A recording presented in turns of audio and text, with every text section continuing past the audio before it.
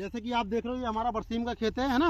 बरसीम क्या होता है, ये हरे चारे के लिए प्रयोग होता है पशुओं के लिए। और जो इसकी मैंने बुवाई की थी, अगर बुवाई की बात करें तो इसकी मैंने बुवाई नवंबर में की थी और ये 1.5 महीना में पहली कटिंग इसकी स्टार्ट हो जाती है। पहली कटिंग 1.5 महीना में स्टार्ट होती है, 45 दिन में। उसके बाद ये करीब अप्रैल से मई तक चलती है। अब इसका जैसे आप देख रहे हो ना, ये पकने के कगार पे पहुंच गई है ना। होता क्या है कि इसको पशु हरे की वजह से बड़े चाव से खाते हैं। इसको पशुओं को खाने से दूध की मात्रा अच्छी देते हैं पशु। और दूसरी बात क्या होता है, पशु हमारा स्वस्थ रहता है। जैसे कि आपने देखा होगा जो हमारे पशु होते हैं, गेहूं के भूसे की बात करें, सूखा होता है तो उसको कम खाते हैं, है ना। अगर हरा चारा में अगर ये बरसीम मिला दी जाए हरे चारे के रूप में, तो वो बड़े चाव से खाते हैं। और जैसे कि आप भी जानते हो कि अगर हम लोग ही हैं, अगर रोज़ ही एक ही सब्जी खाएं, आलू खाएं या और चीज़ खाएं तो अच्छा नहीं लगता है। और अगर हरी सब्जी मिल जाए ना तो बड़े हम लोग चाव से खाते हैं, अच्छा भी लगता है।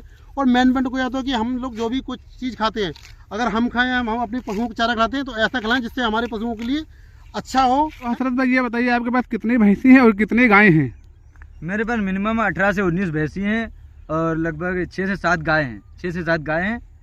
और मैंने अभी देखो यहाँ पे बरसीम बो रखी है, 6-7 बीघे में बरसीम बोई है मेरी। तो आप ये डेयरी वगैरह चलाते हैं? नहीं, डेयरी नहीं चलाते, हमारा दूर रोज सप्लाई होता है, यहीं से जाता है, घरों में जाता है। अच्छा, हम लोग खुद घरों में लेके। तो हसरत भाई दूध आपका कितने रुपए लीटर बिकता है यहाँ?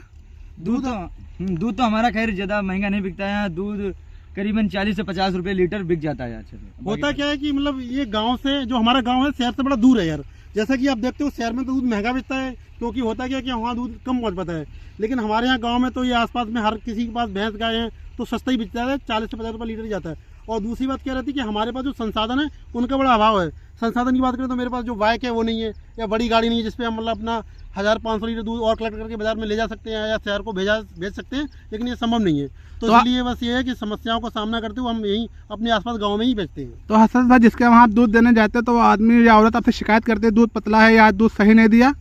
नहीं, शिकायत तो बहुत ज़्यादा करती है, बहुत शिकायत आती है कि कभी कभी क्या होता है ना कि दूध हमारा ख़राब भी हो जाता है और काफ़ी ज़्यादा दूध में दिक्कतें हो जाती हैं। तो वो लोग बोलते हैं कि मलाई नहीं पड़ी, ये नहीं पड़ी, वो नहीं पड़ी, थोड़ा बहुत तो बोलते हैं। अक्सर होता क्या है, हम आपको बताएं कि जैसे दूध होता क्या है, ठीक है, अगर अधिक देर तक दूध हमारा रखा रहता है तो वो पतला हो जाता है ना। सही बोल रहे, ये होता है कि मतलब अगर तुरंत मैंने दूध को निकाला और सप्लाई कर दिया, मतलब भेज दिया कर, तब तो ठीक है। अगर मैंने 1 घंटा उसको रोक लिया, थोड़ा जाने में टाइम लग गया ना, तो दूध रखे रखे पतला हो जाता है। ये होता है। ये तो आपसे बता सकते हैं दूध पतला हो गया, दूध अच्छा नहीं। अच्छा, आदमी जो पैकेट वाला दूध लेता है वो खराब भी निकल जाता है, अच्छा भी निकल जाता है। पैकेट के अंदर क्या भरा है क्या नहीं भरा, उसमें आदमी शिकायत नहीं करता, वो हंसी खुशी आदमी ले लेता है।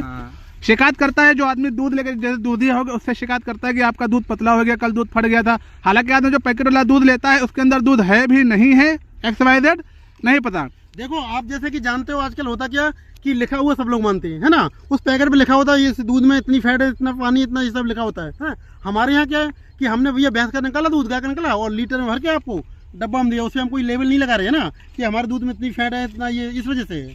ठीक है, होता है वो कंपनी अपनी तरफ से दूध हमारा ही रहता है, लेकिन वो कंपनी है पैक करती है, पैकिंग करती है, अपना टैग लगाती है, उसमें सब लिख देती है कि ये इतने दिन तक ये सुरक्षित रहेगा, इतने दिन के बाद ये खराब हो जाएगा। ये सब एक दिन में कम से कम 2-3 हज़ार लीटर दूध की व्यवस्था करो, तो इतना हम कहाँ कर पाएंगे? इतने तो हमारे पास पैसे नहीं है। वो डायरेक्ट आते हैं यही बोलते हैं कि 2-3 हज़ार लीटर दूध हमें कंटिन्यू रोज दो आप। तो इतना दूध हम कहाँ दे पाएंगे और इतना दूध हमारे पास होता भी कहाँ है कि हम उनका जो है बजट पूरा कर पाएँ।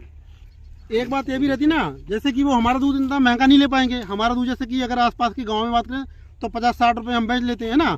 वो अगर हमारा थोक में ले जाएंगे तो कह रहे हैं हम 45 से 50 रुपये में लेंगे, तो हमको घाटा ही है ना, फायदा कहाँ है? इसलिए दूध वाले आते हैं वो 30 से 35 रुपए लीटर लेते हैं। वही दूध हम मार्केट में लेके जाते हैं और 60 या 50 रुपए तक की बिक जाता है। तो उसमें क्या है ना, मेरा भी खर्चा चल जाता है और भैंस का भी पेट भर जाता है। अगर वही दूध हम उसको दे देंगे डीलिंग वाले को, अगर जो डेयरी वाले को वही दूध दे देंगे तो उसमें हमारा खर्चा नहीं चल पाता है, उसमें मेरा भी। सबसे बड़ी बात ये है कि हर व्यक्ति धंधा कोई भी करे इसीलिए करता है कि हमको मुनाफा अधिक हो, प्रॉफिट अधिक हो। अगर हमको घाटा ही होगा तो हम भैया क्यों मतलब उसको देंगे, बताइए।